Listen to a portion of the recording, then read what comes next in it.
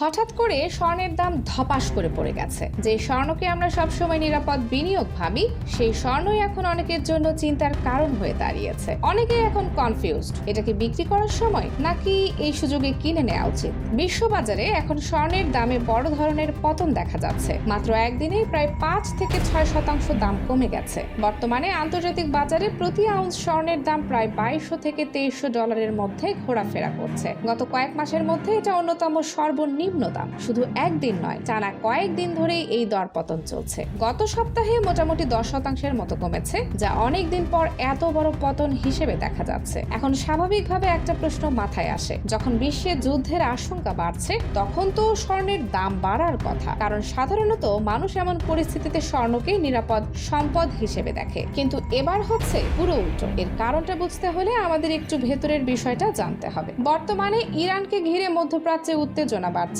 এর প্রভাব পড়েছে তেলের বাজারে। তেলের দাম এখন $100 উপরে চলে গেছে। আর তেলের দাম বাড়লে কি হয়? খুব সহজ, সব জিনিসের দাম বাড়তে শুরু করে, যাকে আমরা বলি মুদ্রাস্ফীতি। এখন মুদ্রাস্ফীতি বেড়ে গেলে বিভিন্ন দেশের কেন্দ্রীয় ব্যাংক কি করে? তারা সুদের হার বাড়িয়ে দেয়, যাতে মানুষ কম খরচ করে এবং বাজার একটু ঠান্ডা হয়। আর এখানে স্বর্ণের জন্য সমস্যাটা শুরু হয়, কারণ স্বর্ণের টাকা রাখলে কোনো সুদ পাওয়া যায় না। কিন্তু আপনি যদি ব্যাংকে টাকা রাখেন বা বন্ডে বিনিয়োগ করেন, তাহলে সুদ পাবেন। তাই বিনিয়োগকারীরা এখন চিন্তা করছে স্বর্ণে টাকা রেখে লাভ কি, যখন অন্য জায়গায় সুদ পাওয়া যাচ্ছে। এই কারণে তারা স্বর্ণ বিক্রি করে অন্য খাতে বিনিয়োগ শুরু করেছে। ফলে বাজারে স্বর্ণের সরবরাহ বেড়ে যাচ্ছে এবং দাম কমে যাচ্ছে। এই পরিস্থিতি শুধু স্বর্ণেই সীমাবদ্ধ নয়, রূপা, প্ল্যাটিনাম, প্যালাডিয়াম এই সব মূল্যবান ধাতুর দামও কমেছে। রূপার দাম প্রায় 8 থেকে 9% কমেছে। প্ল্যাটিনামও উল্লেখযোগ্যভাবে কমেছে। অর্থাৎ পুরো প্রেশাস মেটাল মার্কেট এখন চাপের মধ্যে রয়েছে। একই সময় শেয়ার বাজারেও